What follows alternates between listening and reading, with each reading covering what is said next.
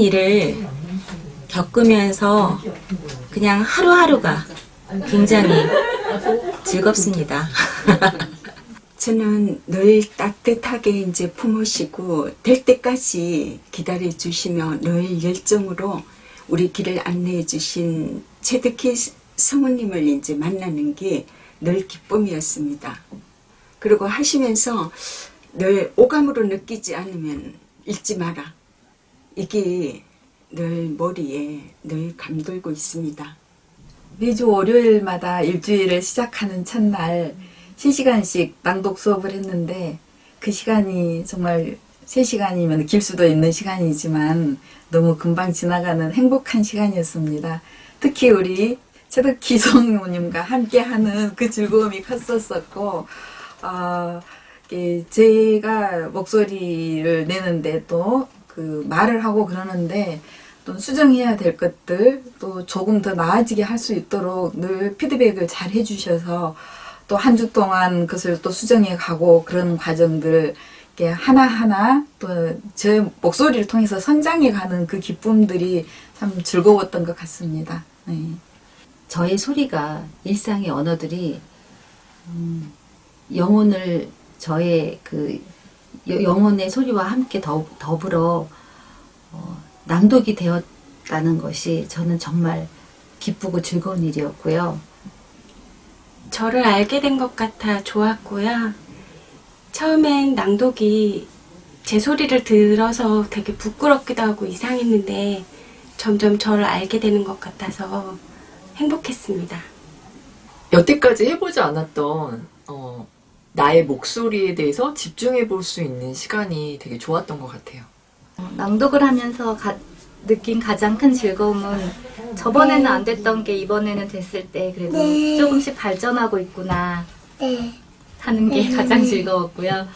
각자 자기 일들이 다 있는데 그 달란트대로 각자 자기 맡은 일에서 열심히 또 성장할 수 있기를 바랍니다. 우리가 3개월을 하다가 또 좀 쉬었다가 다시 한 4개월 쉬었다가 다시 또 모였거든요.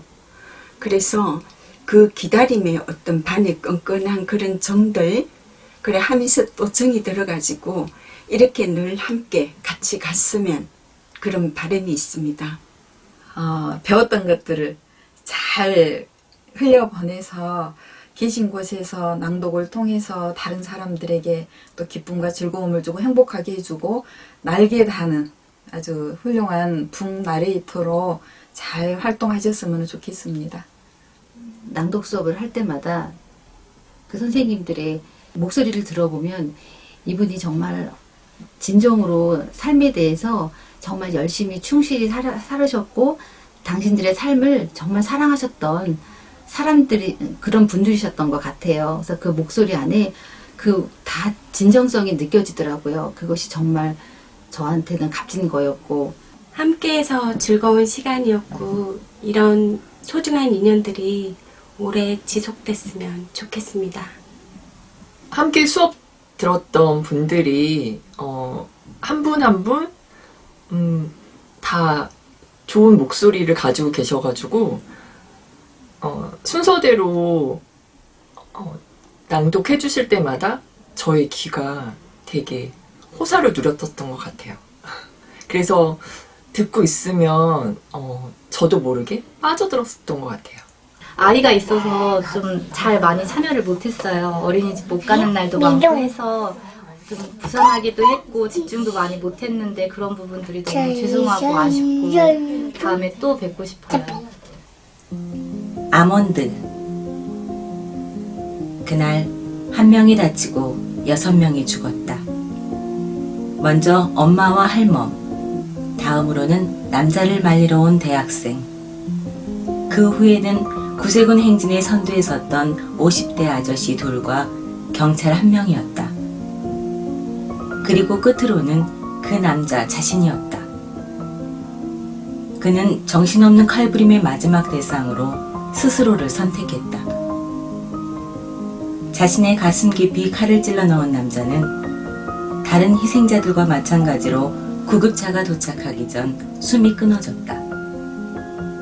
나는 그 모든 일이 눈앞에서 벌어지는 것을 바라보고만 있었다.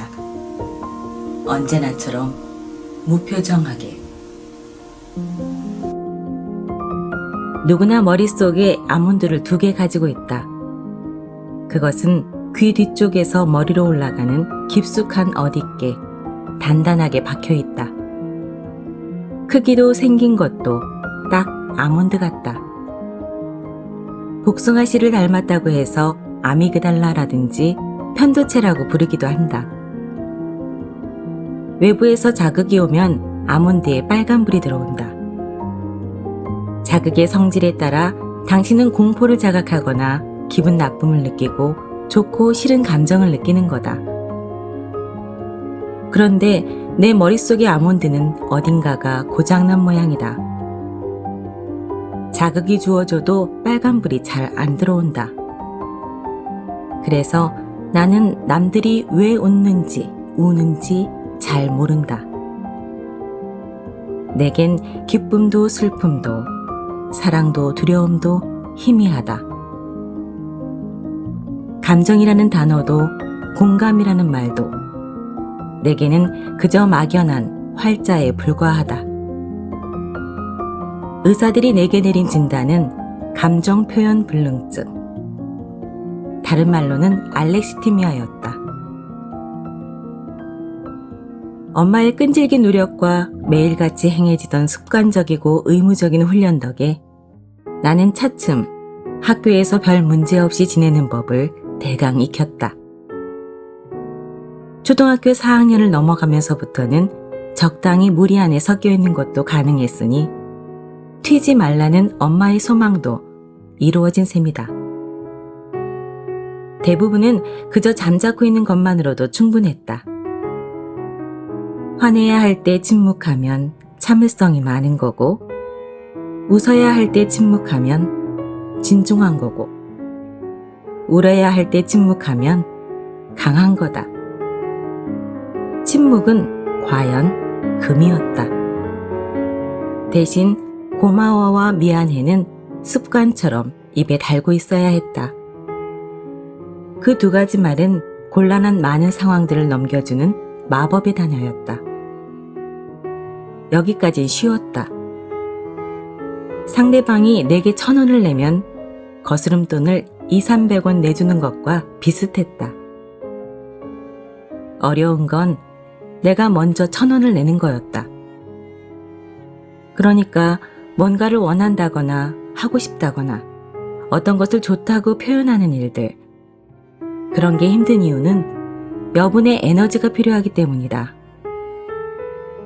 내가 먼저 돈을 내야 하는데 나는 사고 싶은 것도 없고 얼마를 내야 할지도 모르는 상황. 잔잔한 호수에 억지로 파도를 치게 만드는 것처럼 버거웠다. 가령 전혀 먹고 싶지 않은 초코파이를 보며 나도 먹고 싶어 라고 말하는 것. 그러면서 나도 하나 줄래? 라며 미소를 짓는 것.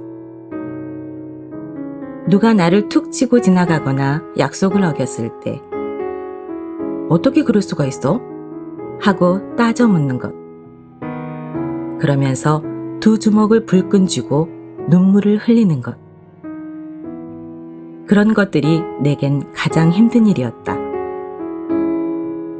기왕이면 아예 안 하고 싶었지만 엄마는 사람이 너무 잔잔한 호수처럼 보여도 이상한 애로 낙인 찍힐 수 있다고 했다. 내 요년의 울타리는 탱자나무였다. 어린 시절 내 손에는 의례 탱자 1~2개가 지어져 있고는 했다. 탱자가 물렁물렁해질 때까지 지고 다니는 버릇이 있어서 내 손에는 늘 탱자 냄새가 났었다.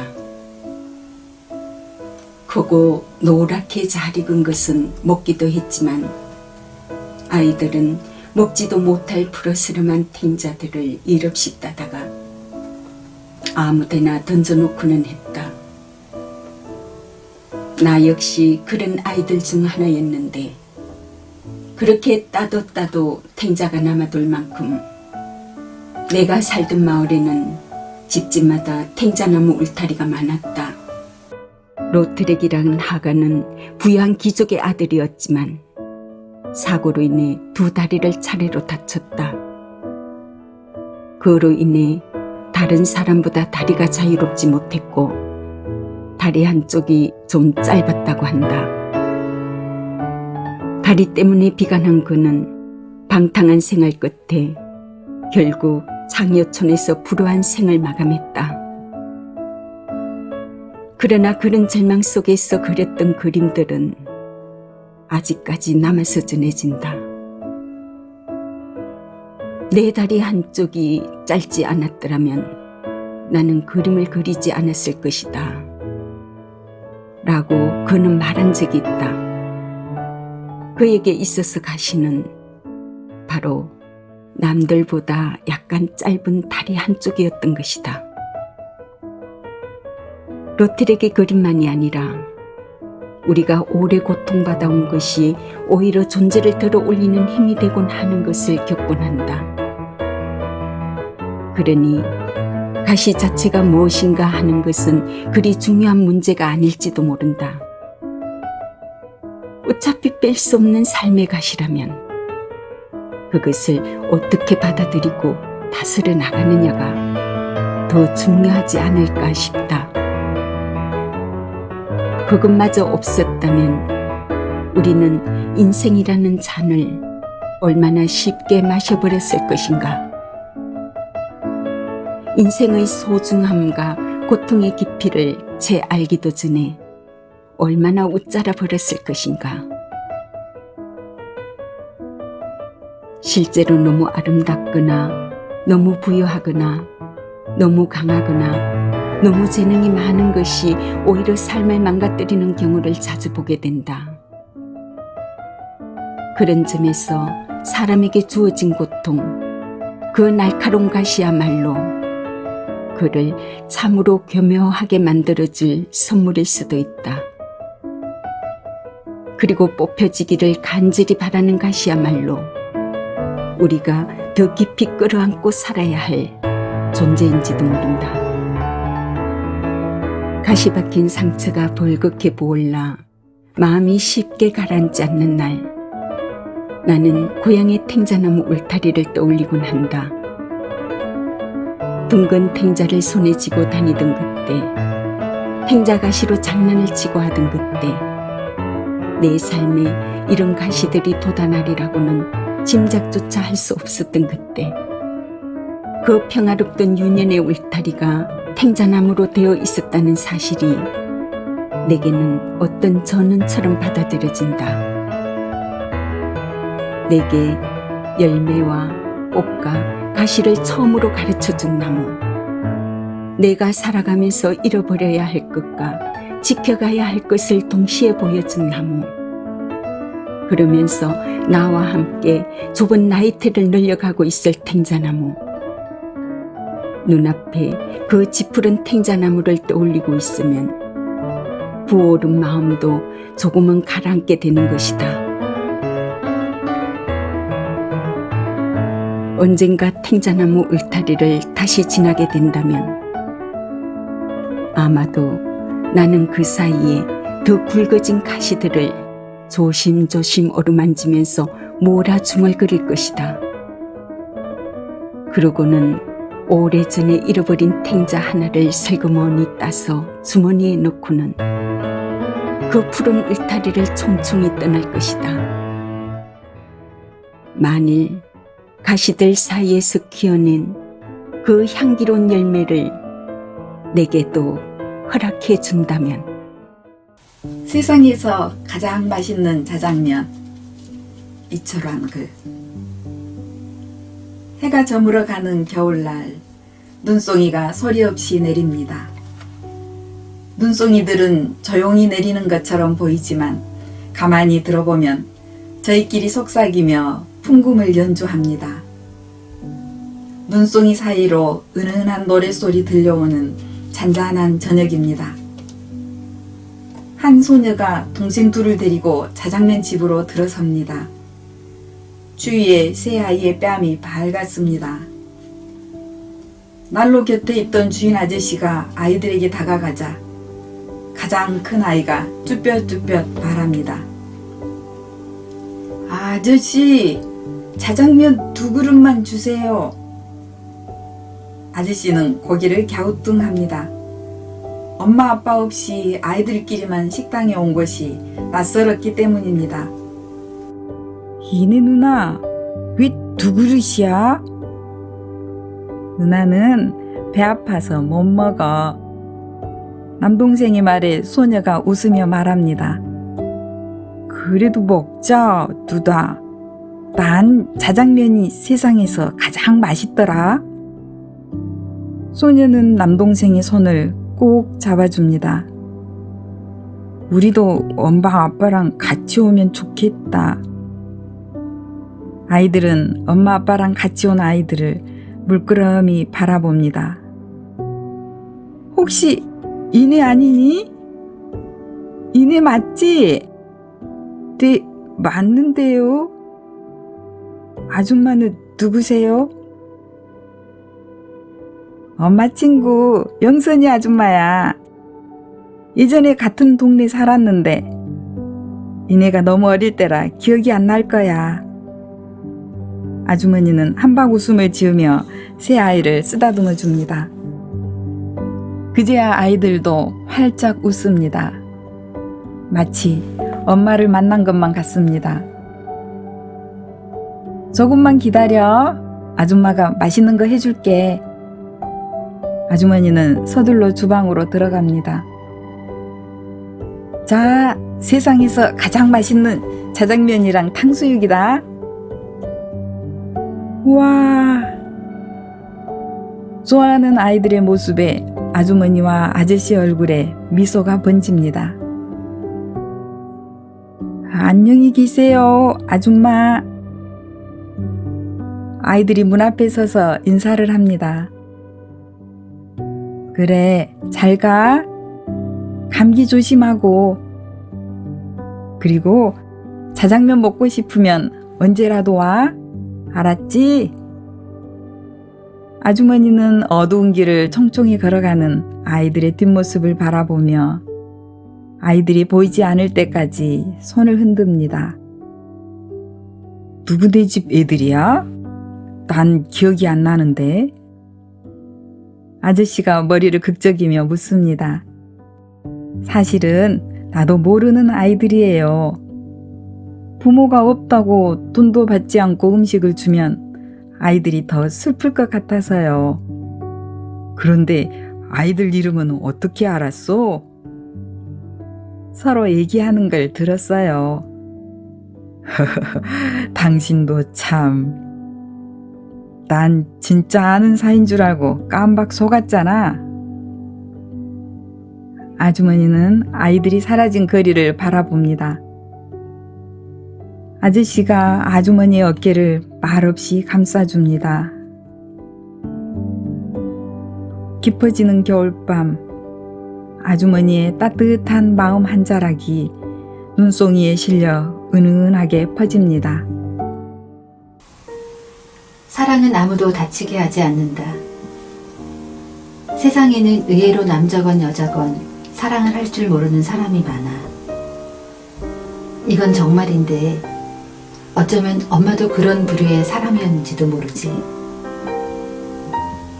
누가 자기를 사랑하는지 아닌지, 내가 이런 그의 행동을 좋아하는지 아닌지도 모르는 사람이 무슨 남을 감히 사랑할 수 있겠니?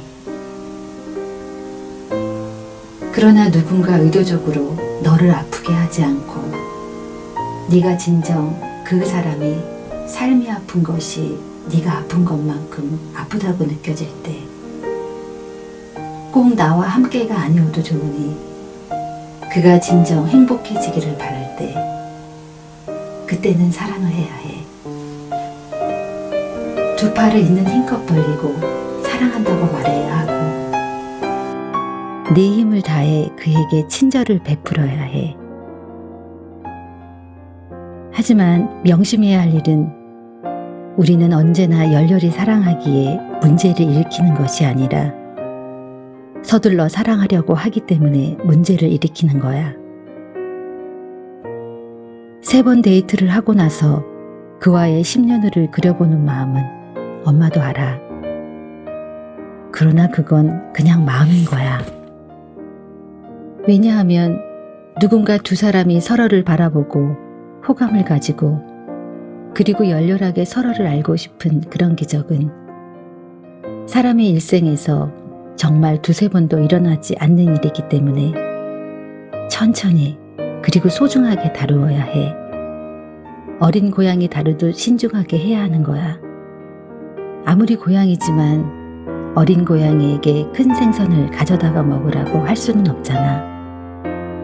다만 그 순간에도 언제나 정직해야 한다는 것은 잊지 마라. 언젠가 엄마의 소설을 읽고 네가 말했잖아. 헤어지고 나서 제일 후회가 되는 일은 좋아한다고 보고 싶었다고 말하지 못했던 일이라고 말이야. 수많은 연애 지침서들이 그 남자에게 애가 타도록 하라고 말하고 있지만 그리고 남자들은 실제로 그런 여자들의 전략에 쉽게 애가 타기도 하지만 그리하여 연애의 주도권을 잡고 친구들이 부러워할 정도로 문자와 전화가 올려오긴 하지만 글쎄 누군가의 말대로 그건 연애에는 성공할 수 있는 전략인지 모르지만 사랑에는 실패하는 일이야. 네 목표가 연애를 잘하는 것이라면 그런 책들이 유용하겠지만 네 꿈이 누군가와 진정으로 사랑하는 일이라면 그건 좋은 방법이 아닌 것 같아. 엄마가 말했잖아. 진정한 자존심은 자신에게 진실한 거야. 신기하게도 진심을 다한 사람은 상처받지 않아. 후회도 별로 없어. 더 줄 것이 없이 다 주어버렸기 때문이지. 후회는 언제나 상대방이 아니라 자신을 속인 사람의 몫이란다. 믿는다고 했지만 기실 마음 한구석으로 끊임없이 짙어졌던 의심의 그림자가 훗날 깊은 상처를 남긴단다. 그 비싼 돈과 그 아까운 시간과 그 소중한 감정을 낭비할 뿐 자신의 삶에 어떤 성장도 이뤄내지 못하는 거지. 더 많이 사랑할까봐 두려워하지 말아라. 믿으려면 진심으로. 그러나 천천히 믿어라. 다만 그를 사랑하는 일이 너를 사랑하는 일이 되어야 하고 너의 성장의 방향과 일치해야 하고 너의 일의 윤활유가 되어야 한다. 만일 그를 사랑하는 일이 너를 사랑하는 일을 방해하고 너의 성장을 해치고 너의 일을 막는다면 그건 사랑을 하는 것이 아니라 네가 그의 노예로 들어가고 싶다는 선언을 하는 것이니까 말이야. 나는 편의점에 간다. 김혜란. 큐마트에 다니면서 내가 한 가장 큰 착각은 푸른 조끼의 청년과 사적인 말을 하지 않으므로 내 사생활이 전혀 드러나지 않을 것이라고 생각한 데 있었다. 내가 아는 한 큐마트는 어서오세요와 감사합니다의 세계였다. 그의 관심은 그가 파는 물건에, 나의 관심은 내가 사는 물건에 있어야 마땅했다. 그런데 큐마트를 오래 다니다 보니 나는 뜻밖의 의도하지도 원하지도 않은 내 정보들이 매일매일 그가 들고 있는 바코드 검색기에 찍혀 나가고 있다는 것을 깨달았다. 예컨대 그는 나의 식성을 안다. 대여섯 종류의 생수 중 내가 어떤 물을 가장 좋아하는지, 자주 사가는 요구르트가 딸기 맛인지 사과 맛인지, 흑미밥과 쌀밥 중 무엇을 더 선호하는지 등을 말이다. 원한다면 그는 내 방의 크기도 추측할 수 있다. 쓰레기 봉투를 매번 10리터를 사가는 나는 결코 큰 방에 살고 있을 리 없다. 그는 나의 가족 관계도 알 수 있을 것이다. 새벽마다 와서 햇반을 사가는 여자, 필수품을 스스로 사는 어린 여자, 젓가락은 한 개만 가져가는 그 여자는 독신이리라. 그는 나의 고향을 안다. 편의점에 겨울옷을 정리한 택배를 붙이러 갔을 때 그는 수수료를 받으며 내 주소를 확인했다. 그는 나의 생리주기를 안다. 그는 정기적으로 생리대를 사가는 나를 본다. 그는 콘돔갑을 뒤집어 계산대에 올려놓는 나를 본다. 그는 나의 식생활과 성생활에 이르기까지 모두 보고 있다. 왜냐하면 편의점이란 모든 걸 파는 곳이기 때문이다. 큐마트는 나의 가장 오랜 단골이 된 덕에 청년은 내게 단 한마디의 사적인 대화를 걸지 않고도 나에 대해 그 어떤 편의점보다 많은 것을 알게 되었다. 그는 나도 모르는 나의 습관을 알고 있을지도 모른다. 그는 내 전공을 묻지 않는다. 나는 내 전공을 그에게 말하고 싶다. 나는 쓰레기 봉투나 사가는 여자와 구별될 것이다. 내가 그와 사랑을 하고 싶어졌다는 이야기는 아니다. 다만 내 사생활을 아는 그가 못마땅해졌을 뿐이다. 알면서도 침묵하는 그의 무심함이 뻔뻔스럽게 느껴졌을 뿐이다. 전자레인지에서 햇반이 돌아가는 1분 30초 동안 혹은 서울 우유가 돌아가는 20초 동안 아무 말도 하지 않는 그가 나는 궁금해졌다. 나는 네 앞에서 하루에도 몇 번씩 내장을 꺼내놓듯 내가 먹고 싸고 하는 것을 드러내는데 너는 언제나 푸른 제복을 입은 채 무심하다. 나는 너에 대해 아는 게 하나도 없다. 세븐일레븐에서는 식품공학을 전공하는 학생으로, 포장마차에서는 국문학을 전공하는 학생으로, 패밀리마트에선 콘돔을 샀던 미성년자 같은 성년으로 모두 다르게 알고 있는 동네에서 그는 최소한의 진실을 알고 있을지 모르는데도 말이다. 크리스마스 저녁이었다. 서울의 거리가 꽝꽝 얼어붙은 날 거리는 한산했고 모두가 번화가로 몰려간 탓에 변두리는 텅 비어 있었다. 모 보험회사에서는 가을부터 올해 크리스마스에 눈이 내리면 가입자에게 돈을 준다는 광고를 내세웠다. 그날은 아침부터 눈이 내렸고 얼마 전 수능을 마친 동생이 죄수학원을 알아보러 상경하기로 되어 있었다. 동생은 우선 내 방에 들러 하루를 묵고 노량진에서 입시학원을 알아본 뒤 고향에 내려갈 계획이었다. 이미 전화로 동생이 올라온다는 말을 전해들은 나는 집 근처를 크게 벗어나지 않는 한도 내에서 PC방과 식당을 오갔다. 오늘도 중심을 잡는 중입니다. 박선영.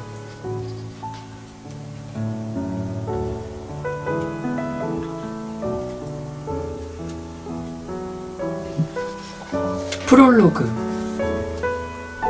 저는 감정 표현에 서툴렀고 늘 타인의 시선과 말에 휘청였습니다. 이리저리 흔들리는 마음은 제 안에 쌓여 스스로를 괴롭혔고 제 안에 든 많은 감정들을 한마디의 말로 꺼낸다는 게 쉽지 않았습니다. 그런 제 마음을 표현할 수 있는 건 글과 그림이었습니다. 말로 전할 수 없는 감정을 그림은 모두 담아주었으니까요. 관계와 일상에 지쳐 스스로가 초라하게 느껴질 때마다 그림은 제게 위로가 되어 주었습니다.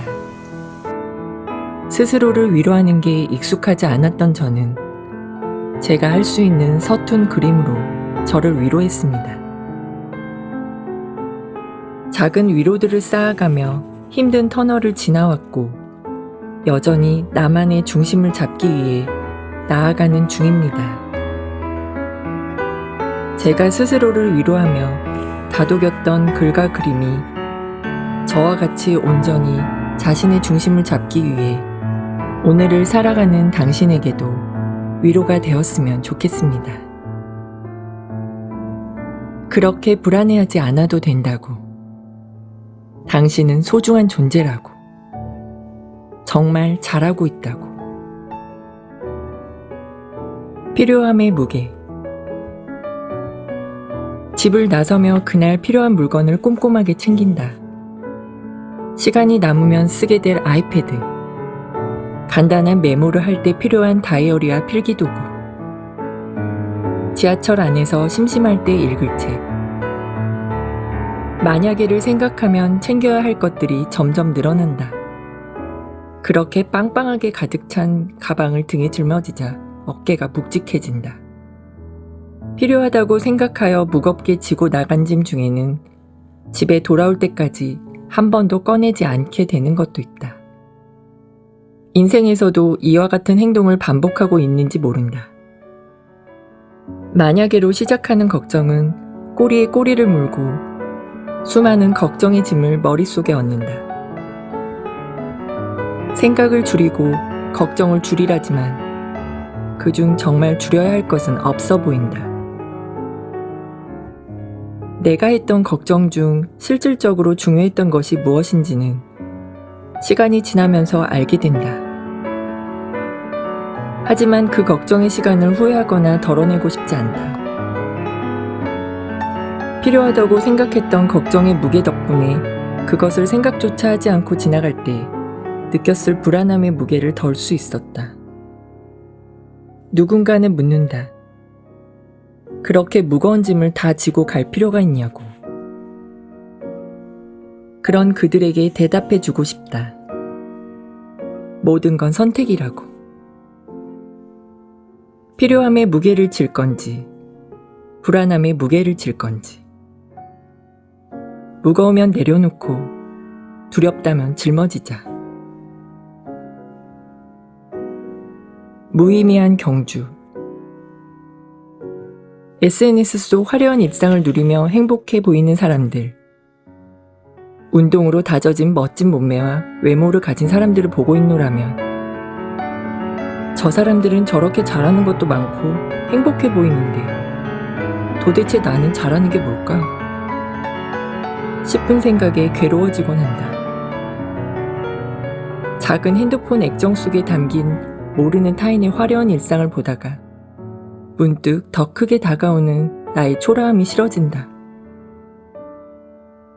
비교가 옳지 않다는 것을 알면서도 자꾸만 보게 되는 기계 속 너머 다른 이의 삶. 결국 끊임없는 비교는 나를 빠져나올 수 없는 자기 비하의 수렁으로 끌어내린다. 자기 비하는 상대에 대한 부러움과 질투라는 감정으로 변하고 질투는 나의 무능에 대한 불안으로 표출된다. 우리는 때때로 남의 능력을 부러워하고 시기한다. 그 시기심은 일상을 열심히 달려야 할 원동력이 되어주기도 하지만 대부분 나의 자존감을 갉아먹고 남보다 뒤처지지 않기 위해 경쟁하게 만든다. 꼬마 유령 쿠쿠. 꼬마 유령 쿠쿠는 항상 말을 끝까지 듣지 않아요. 쿠쿠야, 오늘은 날이 흐리구나. 우산, 네! 미진이가 잡고 있었다. 엄마 말씀을 끝까지 듣지 않은 쿠쿠는 우산 대신 우유를 가지고 나가서 비를 흠뻑 맞았어요. 미진이. 오늘은 쿠쿠가 유령학교에 입학하는 날이에요. 유령학교에서는 나쁜 행동을 한 아이들을 깜짝 놀라게 하는 법을 가르쳐 줘요. 나쁜 행동을 다시는 하지 않게 말이에요. 똑똑. 야호! 나도 이제 무시무시한 유령이 될 수 있어! 드디어 첫 수업이 시작되었어요. 오늘은 깜짝 놀라게 나타나기를 배워봐요. 이렇게 빙글빙글. 꼬마 유령들은 선생님을 따라 빙글빙글. 하지만 쿠쿠는 교실을 구경하기 바빴지요. 며칠 뒤에는 무시무시한 표정 짓기를 배웠어요. 눈은 이렇게 크게. 선생님이 말씀하시는데 쿠쿠가 불쑥 끼어들었어요. 선생님, 유령은 원래 무서운데 연습을 왜 해요? 쿠쿠는 눈, 코, 입을 제멋대로 움직였지요. 오늘은 오싹한 소리내기를 배우는 날이에요. 나뭇잎 흔들리는 소리에 귀 기울여 보세요. 쿠쿠는 딴 생각을 하다가 선생님 말씀을 제대로 듣지 못했어요. 소리를 들으라고? 그때 마침 박쥐가 방귀를 뀌며 지나갔어요. 뿌악! 후덜덜 뿡!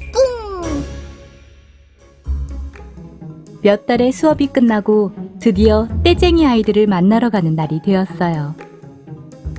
어둠이 내리자 꼬마 유령들은 제법 무서운 모습으로 흩어져 날아갔어요. 떼 쓰는 소리 듣고 무서운 유령이 찾아오겠네. 씻기 싫다고 고집부리는 아이에게 엄마가 말했어요. 저 아이를 놀라게 해야겠군. 쿠쿠는 깜짝 놀라게 나타나려다가 꽈당 넘어졌어요. 아이는 배꼽을 잡고 깔깔 웃었지요. 창피해진 쿠쿠는 얼른 도망쳤어요. 마침 만난 친구 포포에게 방법을 물었지요. 먼저 빙글빙글 돈 다음에 눈을 크게 떠. 그리고 이제 생각났다. 고마워. 쿠쿠는 포포의 말이 끝나기도 전에 쏜살같이 사라졌어요. 자꾸 동생 괴롭히면 무서운 유령 찾아온다. 동생을 꼬집은 아이에게 아빠가 말했어요. 그러자 쿠쿠가 아이 앞에 나타나 빙글 돌고 눈을 부릅뜬 후 방귀 소리를 내었어요. 아이는 겁을 먹기는커녕 깔깔 웃으며 쿠쿠를 따라했어요. 뿡. 유령이 뭐가 무서워? 맞아, 하나도 안 무서워. 아이들 사이에 금세 소문이 퍼졌어요. 아이들은 유령을 보면 더욱 말썽을 부렸지요. 화가 난 부모님들이 유령 학교에 전화했어요. 유령 교육을 어떻게 시키는 거예요? 친구들도 쿠쿠를 원망했어요. 쿠쿠는 그제야 자신의 잘못을 깨달았지요. 선생님, 죄송해요. 친구들아, 미안해. 이제 쿠쿠는 선생님의 말씀을 끝까지 잘 들어요. 친구들과 눈을 맞추고 이야기하고요. 사람들을 놀라게 하는 연습도 누구보다 열심히 했지요. 연습을 마친 쿠쿠가 떼쟁이 아이들을 만나러 갔어요. 엄마야! 떼 쓰던 아이는 쿠쿠를 보고 엄마 품속으로 숨었어요. 쿠쿠는 하늘로 날아오르며 소리쳤지요. 야호! 성공이야!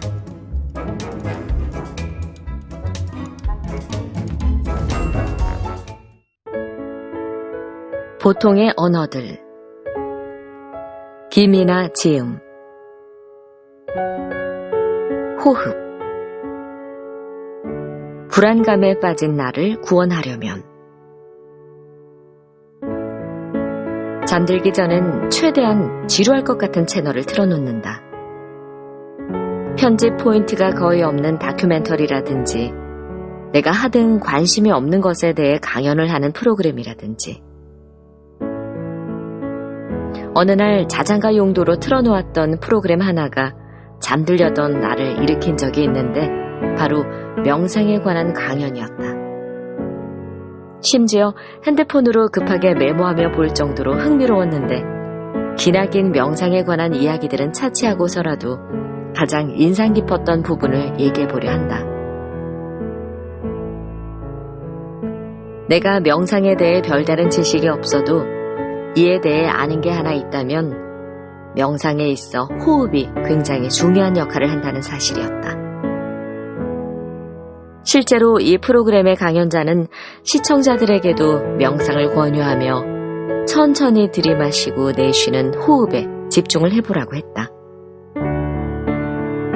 내가 처음 이것을 해봤을 때는 아마 요가를 배웠을 때였는데 호흡에 집중을 한다는 개념이 영 와닿질 않았다. 잠깐 해봐도 지루하고 심지어 호흡을 의식하기 시작하면서부터 오히려 내 자율신경계가 고장난 느낌까지 들어 불쾌했다. 자동으로 쉬고 있던 숨을 컨트롤하는 느낌이랄까? 그래도 한두 번의 선행 연습이 있어서인지 이번엔 제법 집중이라는 걸 해볼 수 있었다. 그리고 실제로 몸이 이완되는 경험을 살짝 했다. 명상을 할 때 호흡에 집중하는 것을 초보에게 권하는 이유는 지금 이 순간, 즉 완벽히 현재에 일어나고 있는 일 중에 호흡이 대표적이기 때문이란다. 명상의 목적은 늘 부유하는 잡다한 생각들을 멈추는 데 있다. 이런 생각들 중 대부분은 미세하게라도 과거나 미래에 있다. 다가올 일들에 대한 걱정 또는 지난 일들에 대한 후회. 참 아이러니하다. 오직 현재로서만 존재할 수 있는 우리인데 정작 생각은 주로 미래나 과거에 갇혀 있으니 말이다. 겪어온 것들, 과거로 인해 생긴 두려움으로 피어오르는 다가올 일, 미래에 대한 걱정. 티베트 승려들처럼 명상의 고수가 아닌 이상 보통의 사람이라면 떠오르는 생각들을 막을 수는 없다. 그럴 땐 가만히 숨을 쉬며 그 생각들을 바라보라고 한다. 신기한 것은 걱정을 하고 있는 나를 인지하는 것만으로 실제로 스트레스가 반은 넘게 사라진다는 거였다. 현재의 나를 객관적으로 바라보는 시간을 갖는 것. 어쩌면 명상은 그걸 위해 하는 걸지도 모른다. 무서운 영화를 보다가 너무 무서울 때 내가 하는 습관이 있다. 화면에 보이지 않는 제작진을 떠올리는 거다. 그러면 방금 전까지 코너에 몰린 듯 두려웠던 감정이 사라지고 오히려 영화가 너무 무섭지 않아서 문제일 지경이 된다. 그럴 거면 왜 무서운 영화를 볼까 싶지만 그만큼 확실한 방법이란 소리다. 드라마도 마찬가지다. 주인공들은 언제나 갈등을 겪고 위기에 빠진다. 거기서 오는 스트레스가 드라마를 즐기게 되는 요소이긴 하지만 그들의 엔딩을 작가가 책임져 줄 거라 생각하면 스트레스가 확 줄어든다. 주인공들은 대체로 작가로 인해 구원받고 보상받으니까. 나의 인생을 극으로 본다면 작가는 나고 주인공도 나다. 작가가 위기에 빠진 주인공 곁에 같이 앉아 어떻게 하면 좋아 하고 발을 동동 굴러서는 안 되는 법이다. 걱정에 빠진 내 인생의 주인공인 나를 위해 작가인 내가 할 수 있는 건 다음 회차로 이야기를 진전시키는 것뿐이다. 내가 할 수 있는 최선을 다하고 순리에 모든 걸 맡기는 것. 애지욕기생. 비가 올 듯 말 듯 우중충한 새벽. 일산 국립암센터 정류장에서 버스를 기다리고 있었다. 이곳에선 서울로 출근하는 직장인뿐만 아니라 병원에 입원한 환자의 가족으로 추정되는 사람들도 꽤 많이 탑승한다. 한 번은 40대 후반쯤 돼 보이는 여성이 내게 말을 걸어왔다. 여기 서울역 가는 1200번 버스 서요. 양쪽 손에는 오랫동안 병원에서 지낸 듯한 흔적이 보였다. 옷가지와 이불 보따리가 잔뜩 들려 있었다. 저도 1200번 탑니다. 오면 알려드릴게요. 마침 버스가 도착했고 그녀와 나는 나란히 올라탔다. 몇 분쯤 지났을까? 그녀의 휴대전화 벨소리가 요란하게 울렸다. 당신인겨? 환자가 잠 안 자고 뭐해요? 병상에 있는 남편에게서 걸려온 전화인 게 분명했다. 난 바로 뒤에 앉아 있었기 때문에 의도치 않게 통화 내용을 엿듣게 됐다. 오래전 일이지만 그녀가 남편에게 읊조린 한마디가 아직도 잊히지 않는다. 그녀는 꽤 긴 통화를 마치면서 뭔가를 고백하듯 말했다. 그래요. 당신이 곁에 있어 참 다행인 것 같아요. 나도 당신 덕분에 버티고 있나 봐요. 나는 이 말을 듣고 괜스레 가슴이 울렁거렸다. 한편으론 의문도 들었다. 아니, 환자의 보호자가 환자 덕분에 버틴다니 무슨 말이지? 고개를 갸웃하는 사이 번쩍하고 머리를 스치는 글귀가 있었다. 애지욕기생이란 말이 퍼뜩 떠올랐다. 사랑은 사람을 살아가게끔 한다 정도로 풀이할 수 있다. 나는 이런 생각에 휩싸였다. 어쩌면 그녀야말로 애지욕기생을 몸소 실천하고 있는 게 아닐까. 닥친 현실은 녹록하지 않지만 남편을 향한 애틋한 사랑을 동력으로 삼아 주어진 삶을 버티고, 아니 이겨내고 있는 게 아닐까. 짐작컨대 그녀는 남편에게 틈틈이 전화를 걸어 마음 깊은 곳에서 끌어올린 진심 어린 말로 사랑을 고백할 것이다. 그렇게 소중한 사람의 아픔을 어루만질 것이 분명하다. 그리고 그런 숭고한 과정을 통해 자신이 살아야 하는 이유를 확인할 것이다. 당신이 있어 참 다행입니다 라고 속삭이며. 제가 즐겁게 낭독을 하고 있는데 제가 무슨 말을 하고 있는지 같이 공감해 줬으면 좋겠습니다. 나 자신과 만나는 게 그 낭독인 것 같아요. 그러니까 자연스럽게 마음에 이제 소리를 들으면서 내 안의 생각과 또 내 안의 감정과 그런 자연스러움을 만나면서 또 휴식 시간을 좀 그런 시간이 되었으면 좋겠습니다. 제 낭독을 들어주신 분들에게 좋은 책과 더불어 눈으로 보이진 않지만 그 영화를 보는 것처럼 이렇게 들려지는 그 낭독을 통해서 귓전에서 자꾸만 제가 들려줬던 그 문장들이 또 삶 속에서 들려지고, 그래서 말을 거는 것처럼 그래서 살아가면서 생각이 나고, 때로는 그것이 나에게 힘이 되어지고 또 내 행동을 조금 더 낫게 하게 하는 그런 좋은 그런 낭독이 되었으면 좋겠습니다. 그다음에 오늘 제가 이렇게 낭독을 민간인 제가 녹음실에 와서 이 녹음 이런 기계를 통해서 저희 목소리가 나간다는 게 정말 무척 떨리고 또 기쁘기도 했어요. 근데 이제 제 목소리를 들려줄 모든 사람들한테 제가 열심히 준비하고 영혼을 담아 준비한 낭독이니까 제 마음같이 그냥 들어주셨으면 감사하고, 진심을 담아 전하고 싶고요. 그게 잘 전해졌으면 하는 마음입니다. 저의 목소리의 여정을 찾아가는 시간에 함께 해주셔서 감사합니다. 제가 느꼈던 즐거움이나 감동 같은 것들을 고스란히 전해드리고 싶은데 그게 가능할 수 있을지 모르겠지만 열심히 노력하겠습니다. 오늘의 열정이 미래에도 함께 하기를. 순분아, 너 열심히 지금 잘하고 있는 것처럼 너가 가진 달란트를 지금처럼 다른 사람을 위해서 늘 그렇게 이타적인 삶을 살았으면 좋겠어. 그게 너야. 미래의 저에게 저는 그 성경에 그 다니엘서에 굉장히 좋아하는 말씀이 있거든요.